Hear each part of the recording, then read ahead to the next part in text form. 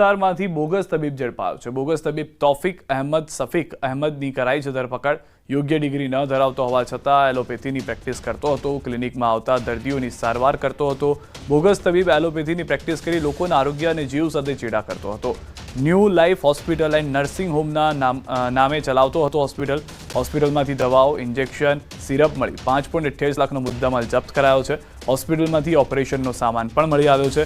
જિલ્લા આરોગ્ય વિભાગની ટીમને સાથે રાખી શહેર એસઓજીએ કરી છે કાર્યવાહી।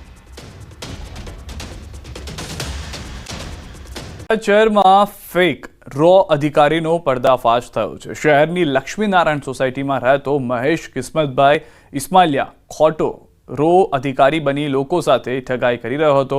આરોપી પોતાની પાસે રહેલા નકલી રો અધિકારીના ઓળખપત્ર વડે નોકરી આપવાની લાલચ આપી લોકોની સાથે ઠગાઈ કરી રહ્યો હતો। બોટાદ એલસીબીને મળેલી ચોક્કસ માહિતીના આધારે શહેરના નાગલપર દરવાજા પાસેથી તેને ઝડપી લેવામાં આવ્યો। મહેશ પાસેથી ડિફેન્સ એજન્સીનું નકલી ઓળખપત્ર, પત્રકાર ઓળખપત્ર અને મોબાઈલ કબજે કરવામાં આવ્યા છે। એ પોતાની જાતને રો એજન્ટ તરીકે પોતાની ઓળખ આપતો હતો।